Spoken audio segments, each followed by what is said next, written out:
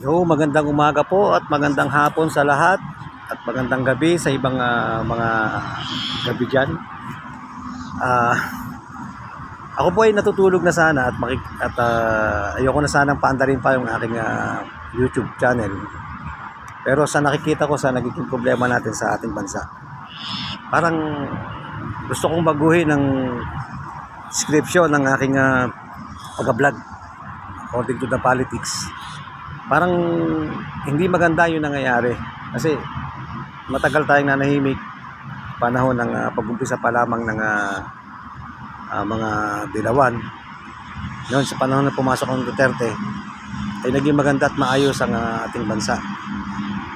Ngunit sa pagpasok ng Marcos administration, isang napakalaking pagbabago at hindi napakaganda na pagbabago.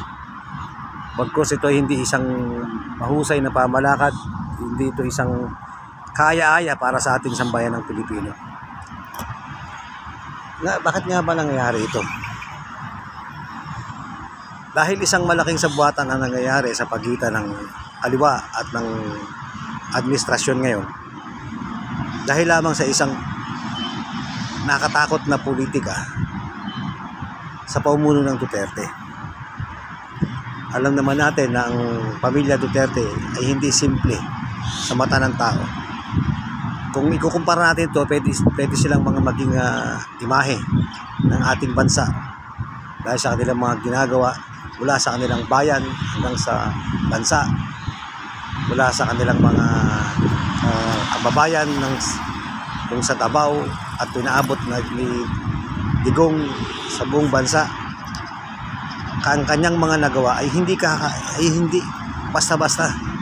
So, ibig sabihin ang mga Pilipino nagkaroon ng kaisipan, natuto at hinahanap ang Duterte na pamalakad. Ngayon, ang tanong, bakit nangyayari ito sa pamagitan ng administrasyon ngayon na ginigiba ang pamilya Duterte dahil lamang sa mga ambisyon? At siyempre, alam naman natin na ang Duterte nakatulong sa administrasyon ng Marcos para manalo. Ayaw man sa hindi natin ng panahon ni Sara na ginawa niya kasi, di ba? Pero huwag na tayong tungo doon. Tunguhin na natin ngayon yung kinabukasan. Ano yung gagawin ni Sara Duterte para sa bansa? At ano yung gagawin ng amang Duterte para sa bansa? At ito yung aasahan natin na mamalaki para sa sambayan ng Pilipino. Ang sambayan ng Pilipino po ay magkakaisa. Lalo na ang social media. Nakikita ko ang social media kasi laman ito ng lahat ng mga pahayagan, no? Lahat ng mga vloggers. Wala akong pakialam sa mainstream media, pero nag-iisa lamang ang mainstream medyang SMNI na talagang kumakalaban at diretsong kumakalaban o nagbibigay ng mga pagpuna sa administrasyon. Pero hindi naman totaling kalaban ito ng administrasyon, kung hindi ang pagpuna lamang nito ay para magkaroon ng stabilizer, no? Magkaroon ng pagkabalanse at maging tama ang mali. Kaya lang siyempre pine-personal ito ng mga politiko, lalo na ng mga tinatawag natin mga tambaloslos, no? Yung mga kamag-anakan ng Marcos, ang mga Romualdez. Alam naman natin ang mga Romualdez, una pa man hindi yan maganda para sa bansa. Hindi sila gumagawa ng tama, hindi sila gumagawa ng kaaya-aya para sa bansa. Dahil ang iniisip lamang ng mga yan ay pang sarili. Imagine, kaliwang grupo na luma na New People's Army, National Democratic Front at Communist Party of the Philippines, ito'y ibulok na.